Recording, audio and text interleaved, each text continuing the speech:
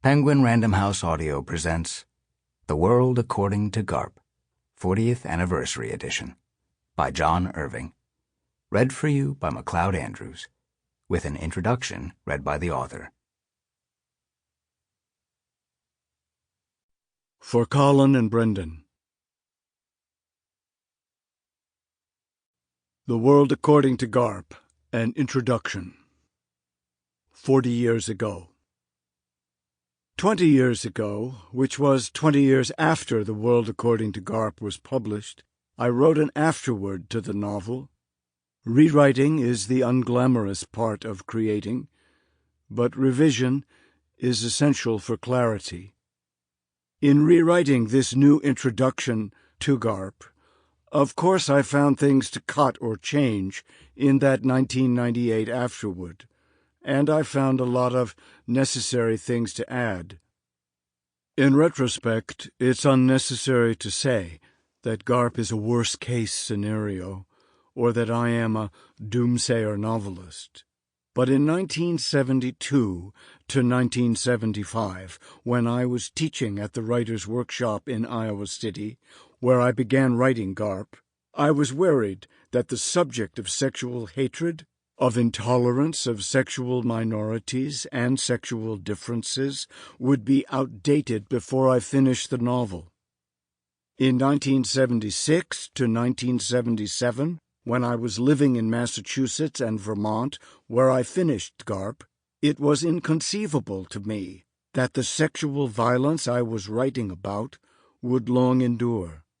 In short, I thought sexual discrimination was too backward and too stupid to last. In 1978, when Garp was published, I thought I'd written a period piece. Garp is an angry and a comic novel, a feminist novel, and an ode to the women's movement, which is at once exalted and satirized, but above all, I thought, Garp is a period piece. I was wrong. The World According to Garp isn't prescient, but sexual hatred hasn't gone away. It's not good news that Garp is still relevant. We should be ashamed that sexual intolerance is still tolerated, but it is. My eldest child, Colin, who is now 53, was 12 when he first read Garp in manuscript and with me awaiting his reaction. There are scenes that are unsuitable for 12-year-olds. Although Garp was my fourth novel, it was the first one Colin could read. I remember feeling proud but nervous at the prospect of being judged by one of my children. That the book was dedicated to Colin and to his younger brother Brendan made the moment more tense. Everyone knows the two most common questions that are asked of any novelist. What is your book about, and is it autobiographical? These questions and their answers have never been of compelling interest to me. If it's a good novel, the questions and the answers are irrelevant. Yet while my 12-year-old son was reading Garp, I anticipated that these were the questions he would ask me, and I thought very hard about how I might answer him.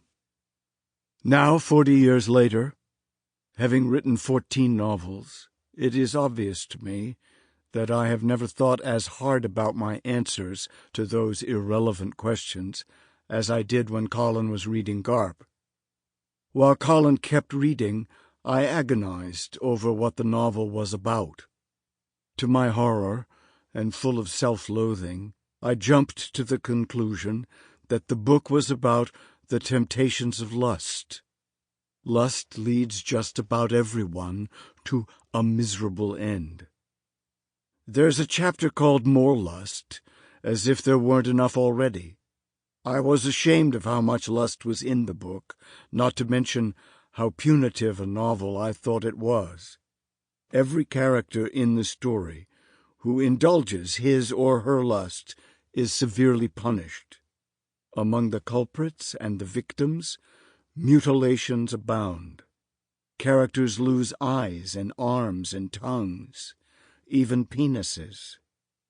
It had seemed at the time, when I was beginning the novel, that the polarization of the sexes was a dominant theme. The story was about men and women growing farther apart. Look at the plot. A remarkable, albeit outspoken woman, Garp's mother, Jenny Fields, is killed by a lunatic male who hates women. Garp himself is assassinated by a lunatic female who hates men. Garp is a sexual assassination story. In this dirty-minded world, Jenny thinks, you are either somebody's wife or somebody's whore, or fast on your way to becoming one or the other. If you don't fit either category, then everyone tries to make you think there is something wrong with you. But there is nothing wrong with Garp's mother. In her autobiography, Jenny writes, "I wanted a job and I wanted to live alone. That made me a sexual suspect. Then I wanted a baby, but I didn't want to have to share my body or my life to have one. That made me a sexual suspect too." Being what she calls a sexual suspect who becomes a feminist icon makes Jenny a target of misogynists, just as Garp, her son, becomes a target of radical feminists. The principal point about Garp's mother is stated in the first chapter. Jenny Fields discovered that you got more respect from shocking other people than you got from trying to live your own life with a little privacy. Today, 40 years later, Jenny's discovery seems more credible, not to mention more defensible, than it was in 1978. There was a time when Jenny threatened to take over the novel, when I wasn't at all sure if Garp or his mother was the main character. Something of my indecision remains. When I wrote Garp, I was more on his side than on Jenny's, as a writer. Garp resents being a literary but unknown fiction writer, at a time when his mother is famous for her feminist autobiography. At the time I was writing Garp, I was a literary but unknown novelist.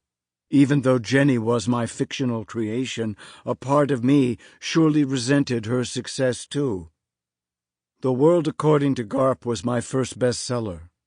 In hardcover, it sold fewer than 1 million copies, but Garp sold 6 million paperbacks in English, and it was the first of my novels to be translated. Of the utmost importance to me, it is the novel that allowed me to become a full-time writer. Over time, I began to like Jenny more, and I found I liked Garp a little less. To put it simply, Garp is petulant about his mom's success, yet she does more for the world than he does. Over time, my sexual politics have aligned with Jenny's. The World According to Garp was always a feminist novel, but in the passage of time, I've become more of a feminist. Why? Because the inequalities and discrimination women faced in the start-up days of the women's movement haven't gone away. Because the anti-abortion zealots, their subjecting of women to childbirth by denying them a choice about abortion, and the ongoing second-class treatment of women by the Roman Catholic Church and the so-called pro-life proponents haven't gone away. That's why. Garp is a political novel, and the politics of sexual intolerance and suppression haven't gone away. Roberta Muldoon, the transgender woman who was a former tight end for the Philadelphia Eagles, is a hero in this novel, and for 40 years and counting, a personal hero of mine. Roberta is a mediator between Garp and Jenny, and the only character in the novel who loves Garp and his mother equally. Roberta is a model of stability in a novel about instability.